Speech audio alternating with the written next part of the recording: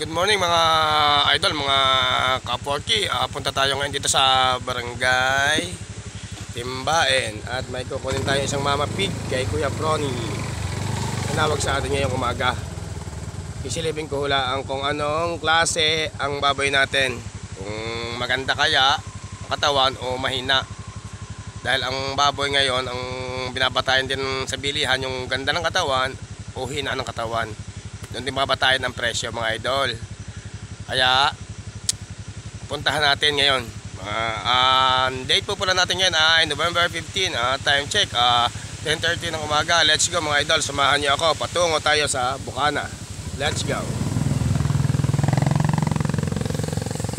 Mga idol, narito na tayo sa bahay ng Kuya Prony at pupuntahan natin ang inang baboy mga kaporky. At tawag ngayon sa atin ng ating super agent, ang aking Kuya Prony. Pupuntahan natin mga idol kung ano kayang klase ng mama pig. Today is a good baboy. Mga idol, tingnan nyo bakang are. May titingnan ako din ng mama pig. Nakakita ako din ng bakang pagkakalaki-lakay. Ay baka are kuwan. Ano kayang kalaki? Are kayo may ilang kilo kuya? Tingnan yung bakang are. Baka po are na sa mga 200 kilo. Ala? 500 kilo po pala. Baka rin nasa 500 kilo mga idol, mga baboy. Ay kaya namang laki. Quality cow.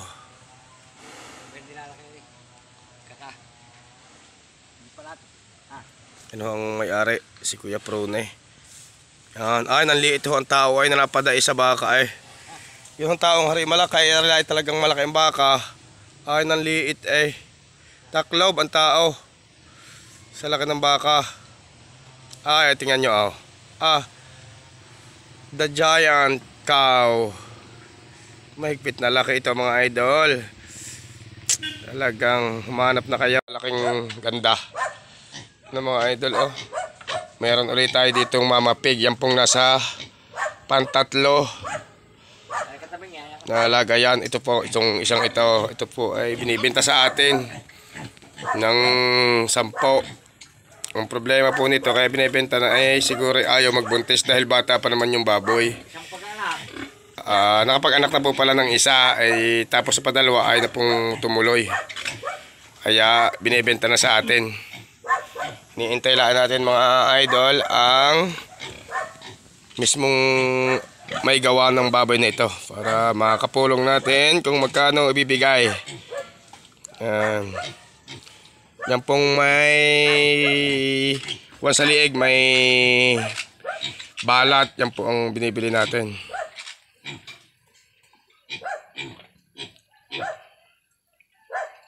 Ang lahi nga po pala ng baboy na ito ay parang kuwan. Parang baboy pa ng una. Walang kalahi-lahi ang baboy Kuya Prony eh. Parang alahi ng baboy na rin yung sa una pa eh. Ano kay lahi? Alas tingin mo ng baboy. Alam nga rin sabihin mong F1. Ano kaya ito? Parang rin may pagka-Dorox. Baka Dorox ito na ang inahin ay F1 dahil may balat eh.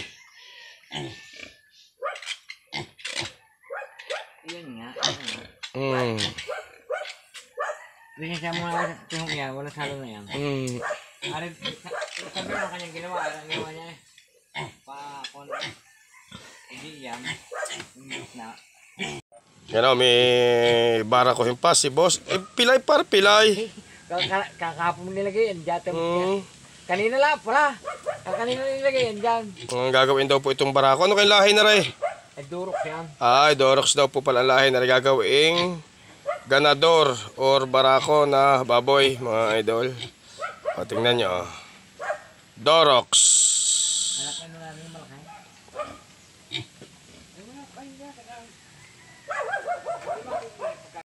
Mga idol, hintay lang natin ang may-ari ng baboy at wala pa dito sa kanyang kubo. Ito po yung kanyang kubo. Dito po tayo nakatambay. Yan po ang kubo ng may-ari. Yan po ang baboy nasa likod na binibenta sa atin. Tinatawagan po namin sa cellphone, ring ng ring, ayaw naman sumagot. para makapulong natin, makausap kung magkano talaga bebenta ito sa atin. Yan ang kuya. Yan, namatay na. Nagwiring pa kanina. Kailan ba niya sabi sa inyo? Kanina lang. Hindi ka padalas para magpapaload. Hindi ko panload. Nabasa ko nga sa messenger kung may message kayo, tsaka si Bong. Sabi ko siya, tatawagan ko ito. Sabi ko hindi ka na makakontak. Ayun na ang nakukontak nga pala. Yung number mo. Shout out mga buyer ko dyan from Bulacan. Shout out nga pala sa mga tropa. Kumusta from Idol. Buhay baboy, God bless all sa inyo lahat. Talagang ginabok na ang ulo ng Idol, dami alikabok.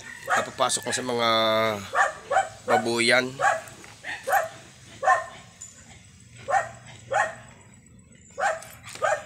Titingin natin mga Idol dito yung ibang baboy pa niya. Yung mga alaga din, baka may ibebenta pa ditong ibang klase o maganda-ganda katawan. Yan ang mga Idol. Ito patiner. Nasa 50 to 60 kilos binebenta rin ito. Ito ang magandang pangkatay na pambenta sa palengke, mga gatong size lang. Napakalambot ng karne ng ganitong klase, mabilis maluto mga Idol, yung ganitong size lang ng baboy. Tsaka napakaganda nitong panlitsyon, yung 50 to 40 kilos. Yan, magandang panlitsyon to. Tsaka iba ang pagkakarni niya, napakalambot. Hindi kagaya ng medyo may edad na, kagaya na kinukuha nating mga mama pig. Talaga namang may kunat na ang karne. Ay tagal maluto.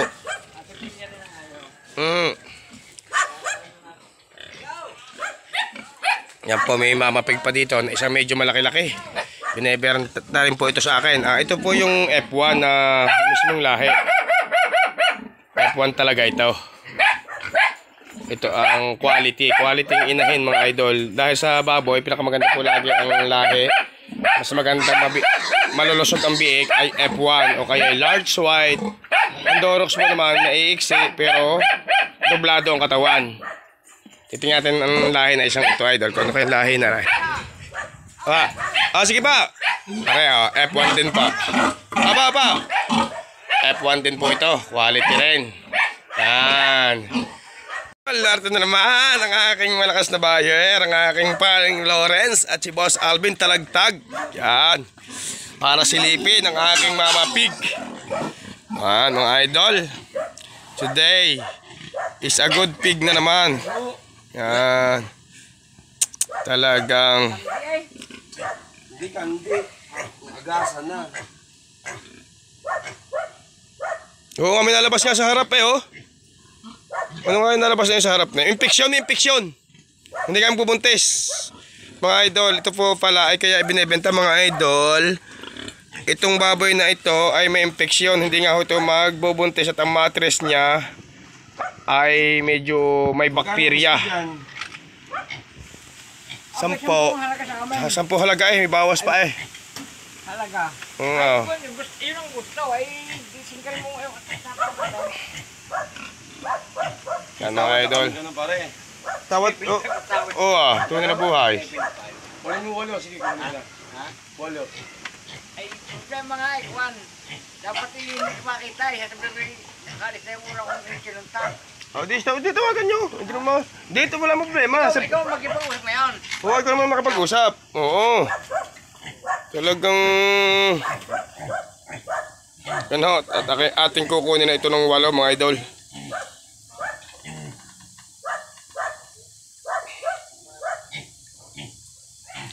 Ari po masyadong tende ng infeksyon mga Idol, kaya hindi ito magbuntis. Nakalima sumpit na. Ay ayaw pa rin, kaya dapat ibenta na ito. Matatalo yung may gawa nito sa pagpapakain. Kakain, wala namang hihintay yung biik mga Idol. Itong araw po palang biik na ito ay nagkakahalaga daw po ng 4,000 ang kapital. Noong binili at gagawing barako, 4K ang kapital mga Idol.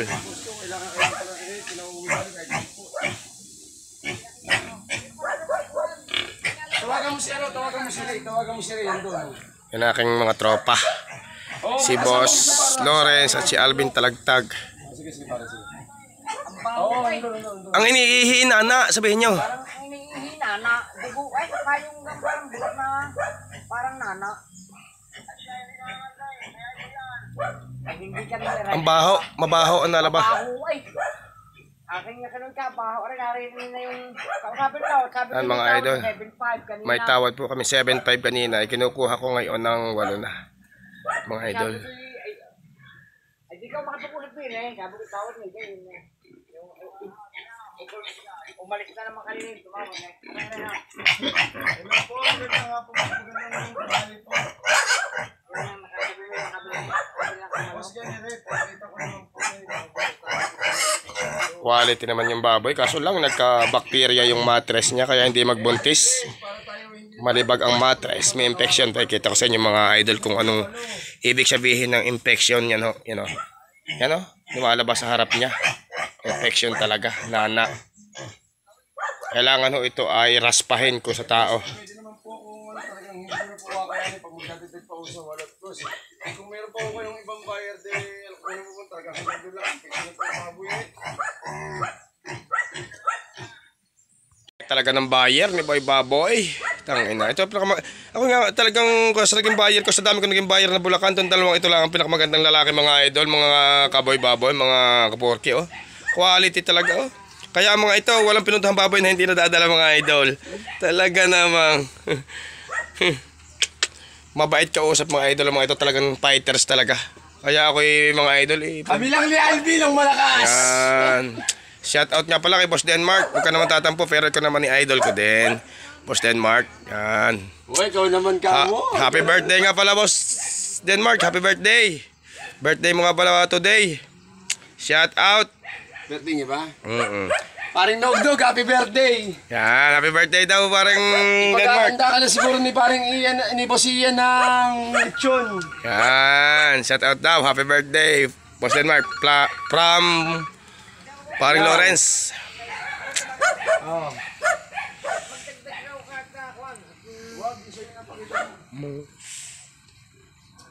Alam, may kausap pa lang nga. May kausap. Hindi. Yan si Idol. Ang aking tsuhe na masipag mag-alaga ng mga baka at baboy. Yan po may araw ng malaking baka kanina kinunan ko mga idol. Shout out ka pala sa Ah, tropa shout out na sa magkakabayaw. tropa. Yung tropa Sige, magkakabayaw ito dyan, na mga yung taga-Pasig. cellphone. Mga idol, ang ating Mama Pig mukhang mabibili na natin. May tawad po tayong 8. Ang gusto ay 8.5. Susubukan natin kunin ng 8.2. Dahil ang baboy ay nasa ganung presyo lang mga idol. Na siguro ito nasa mga 110 kilos lang mga idol. Kaya kailangan nating doon lang siya.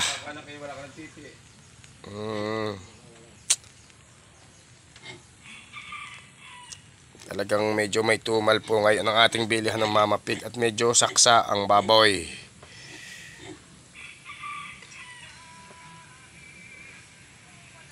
Baboy, biro mo, 50 mil, dalawa. Waiting lang tayo mga idol sa may gawa ng baboy at hinihintay natin ang desisyon kung bibigay po kaya ng 8.2 at talagang sagad na ang presyo ng Mama Pig na ito or inahing baboy. Sana ibigay na sa atin at ipagkaloob na lang may gawa ng baboy na mabili natin. Hintay-hintay lang po natin mga idol. Naririto pa rin ho ang tropa. Yan. Sa likod ko. Nag-iintay din at gusto na makaluwas. At namimiss na kanilang mga asa-asawa. Yan. Masarap pare. Pare, masarap. Oh, masarap din nga yan. Orange ba? Yan mga idol. Oh, nadali na naman ni Boss Alvin at ni Boss Lawrence ang ating Mama Pig. Nakuha po natin ng 9.5 itong baboy na ito. At wala na tayong magawa, ayaw na magbawas talaga. Ay, gusto i-bawas lang sa 10 na kaunti. Ay di binili ng dalawa ng 9.5. Ayaw talagang magbawas ng malaki. God bless all sa inyong lahat mga idol, mga kaboy-baboy, mga kaporky. God bless all sa inyong lahat. Pa-like and subscribe, and notification bell, and share ng vlog ni Boy Baboy. Salamat.